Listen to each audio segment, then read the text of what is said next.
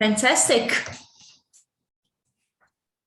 Thank you so much for joining us today, Tuschka. I really, really appreciate you taking time out, because you changed my life, certainly. I know when I was in a bad place, when I was having up to 100 seizures a day, and it felt as if my doctors weren't listening to me and didn't understand the depth of the reality of what that really entails.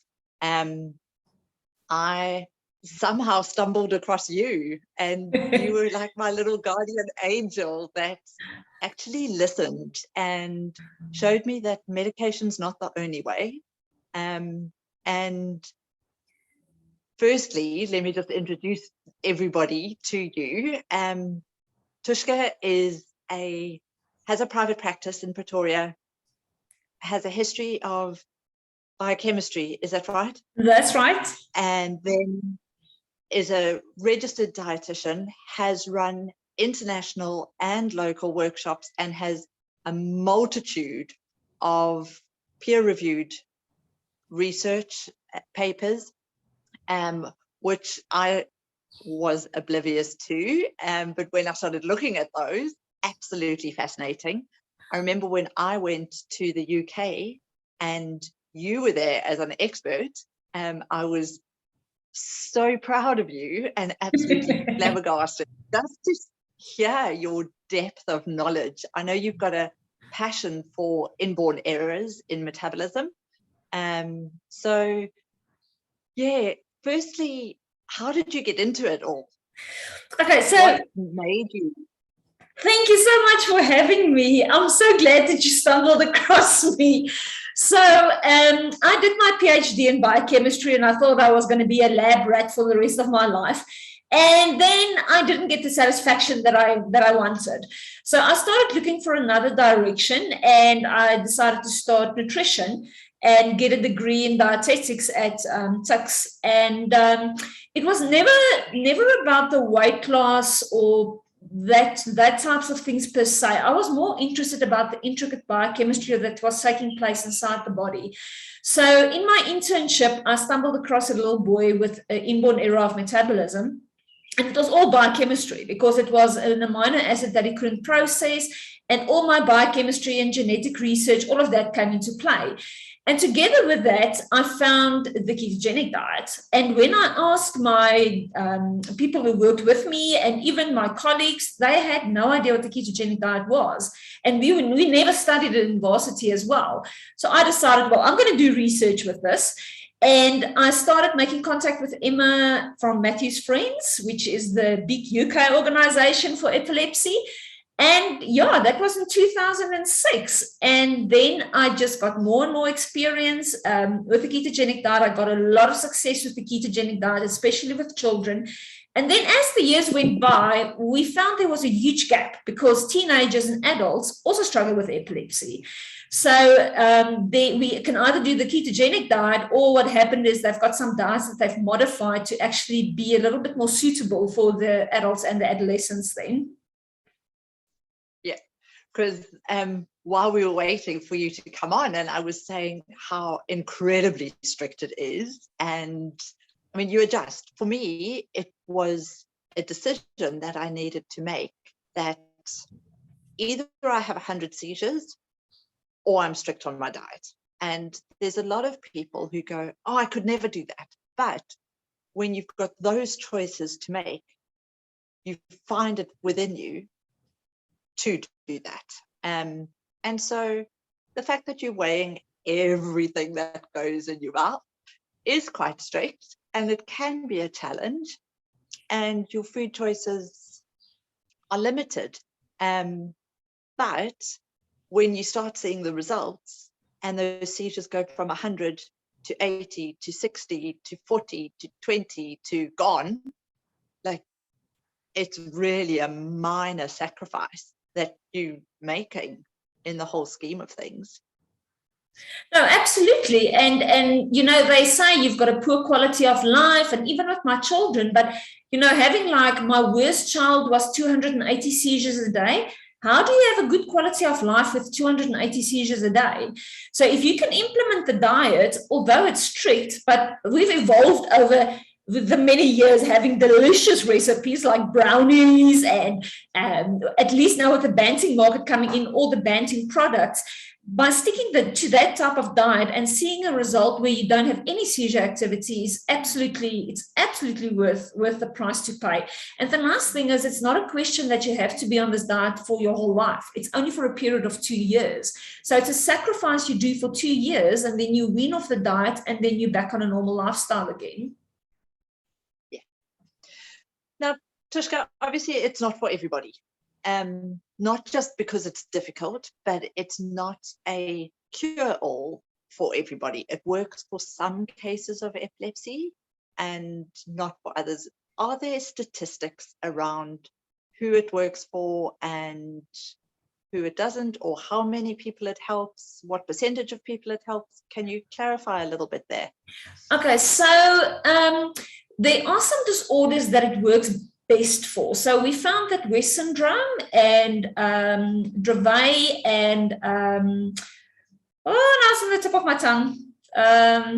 I'm going to get to the name now, but we found that there's a good result with the ketogenic diet. But I must also say, you can get it for any type of generalized epilepsy. The diet works.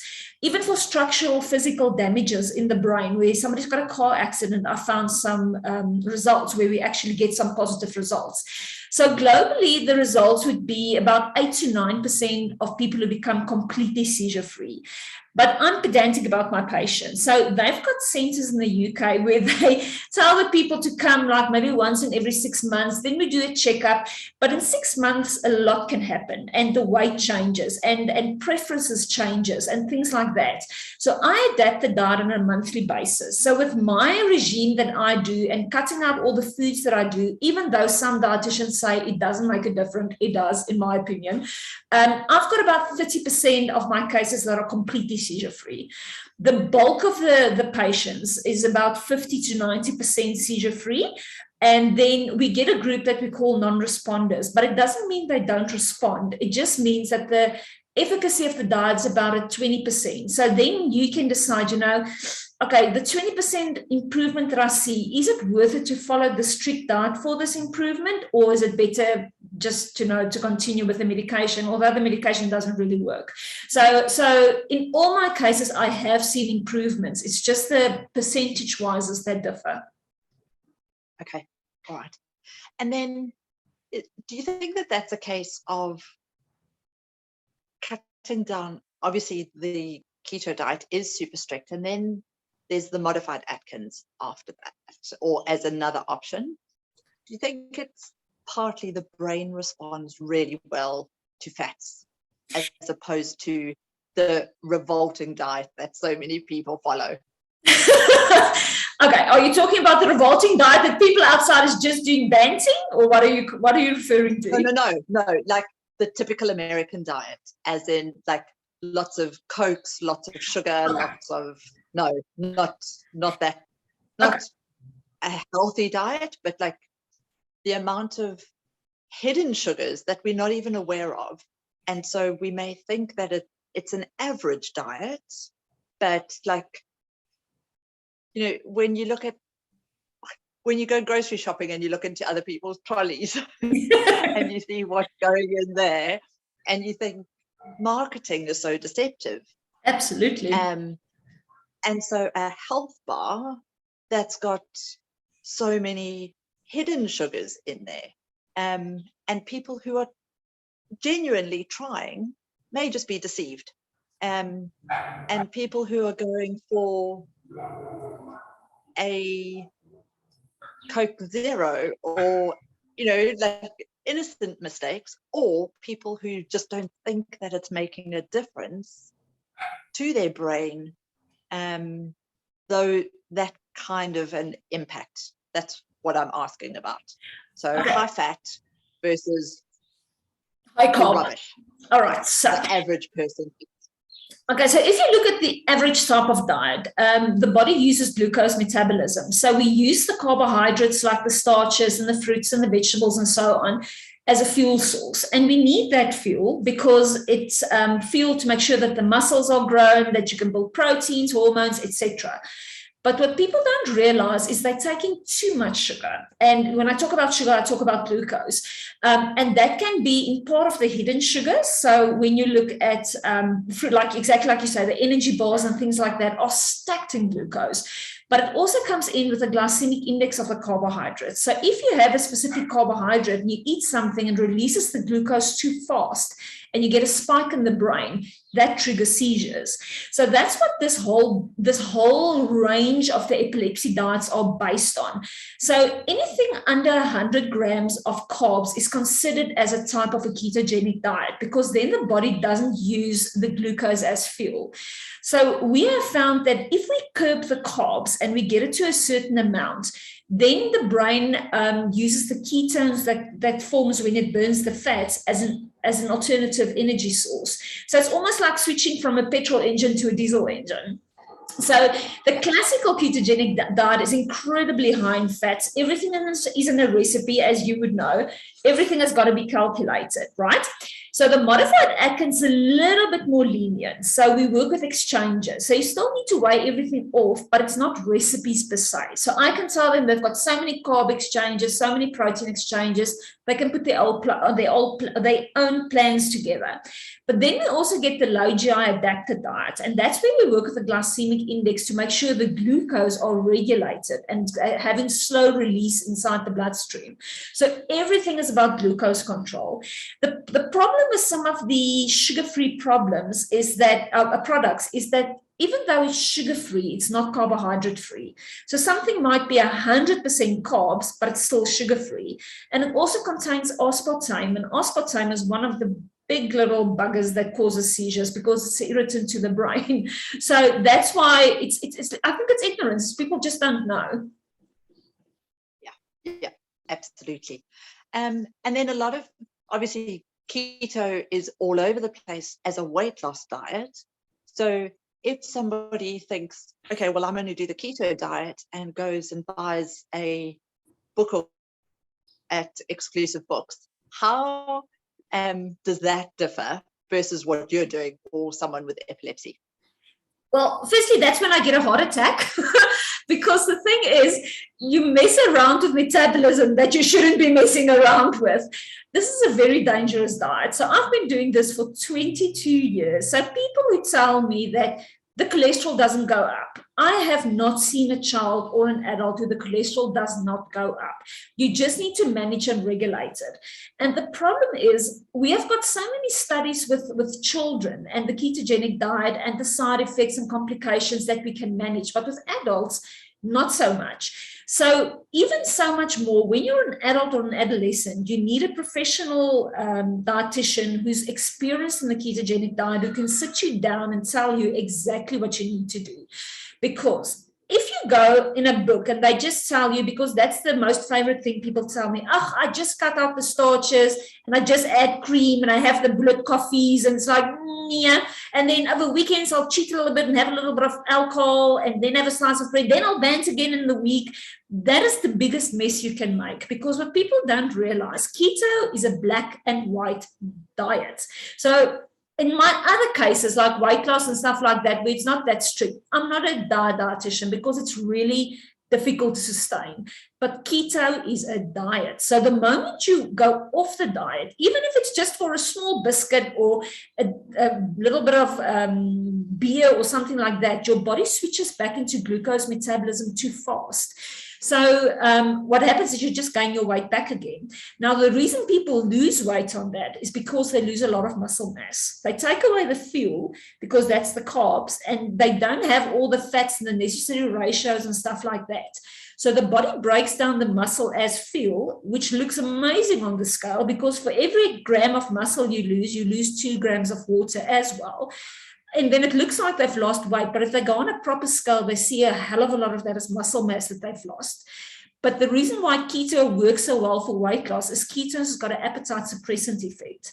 So that's why people go into it. They don't feel hungry, but they don't understand the underlying complications of the necessity of supplements, the necessity of carnitine, the necessity to still look at your overall calorie intake. You can't just say, I'm going to have extra fats and creams and butters and just cut the starches out, but don't monitor your calorie intake. That's going to mess everything up as well.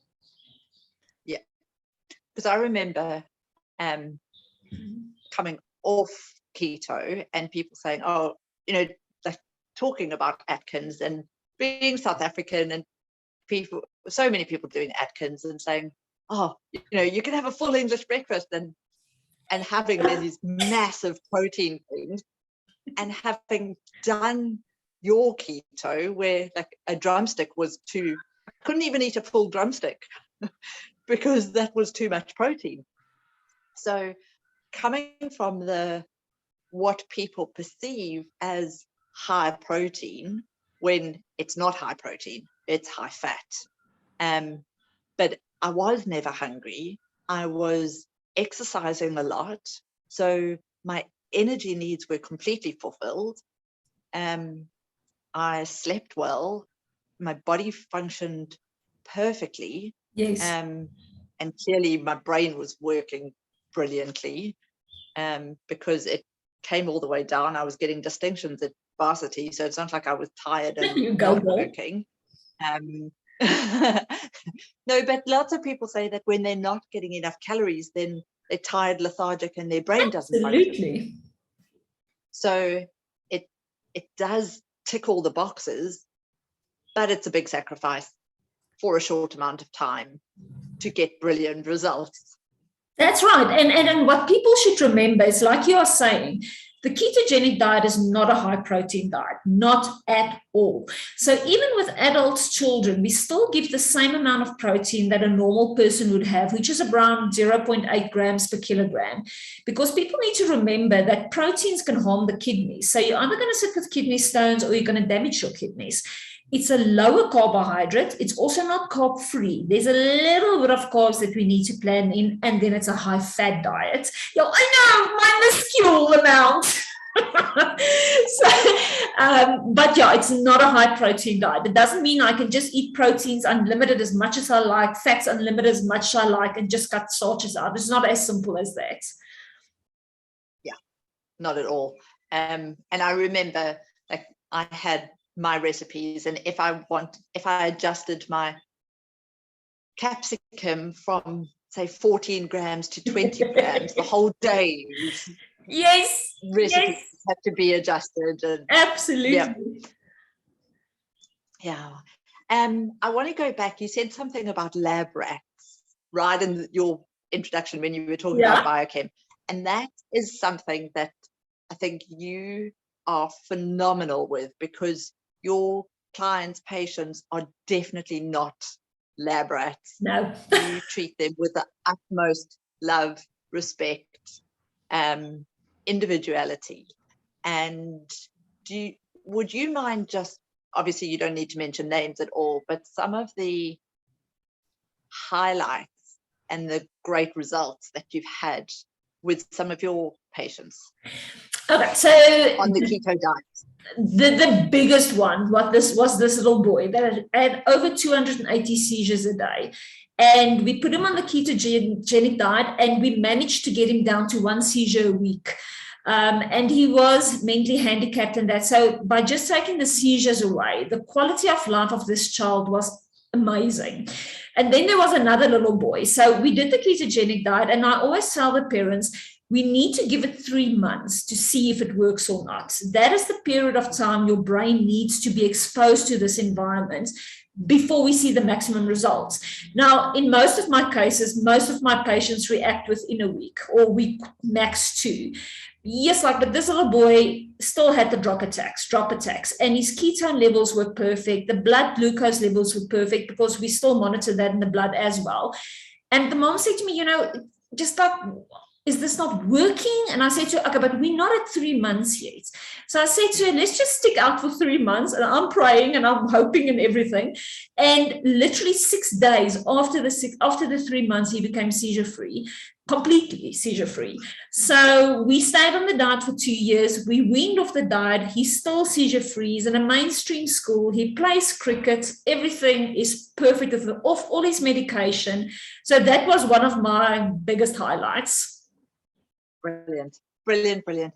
And Tuschka, why would someone choose the keto diet? When, at what stage do they turn to the keto diet? Okay, so if I could have my way, it would be first line, right? So I'm trying to convince some of the doctors. I've got 2 pediatric neurologists who already give the ketogenic diet as a first line treatment, especially if you have West syndrome or Dravet or I can't remember this last one, but anyway. So the global trend is when you give a medication that doesn't work, you try a second medication. If that doesn't work, you try a third medication. Some neurologists would even add some more. But what actually happens, what the doctors don't, or what they don't really mention, is that when you give the first medication and it doesn't work, the chances that the second one would work is only 20%. And the chances that the third one would work is even less. So you should actually know if the first one hasn't worked, the chances that meds are going to work is very slim. So then they say, okay, after 3 meds has not worked, then we introduce the ketogenic diet. So that's globally, and the most of my references is when the medication doesn't work is when the kids or the adults are sent to me. But I do have some neurologists who send to me and tell me they don't want to try these medication because maybe the kids or the adults' livers are affected. There might be a fatty liver or something like that. Can we do the diet firsthand? So global trend, after 3 medications has failed, otherwise you can do it firsthand as well. Okay, all right. Yeah, because there's a lot of people who aren't on medical aid potentially and who can't afford the meds. But then you can't do the diet halfway either. It is black and white. It is black and white. So yeah. Is there anything else that I've missed that you think we need to add in? I think what people should also consider is the side effects of the anti-epileptic drugs are horrific. It's horrific. Like one of the drugs, for instance, and that's I beg the neurologist to go off that first, is Sabril, because Sabril make you go blind. Pint glass stop.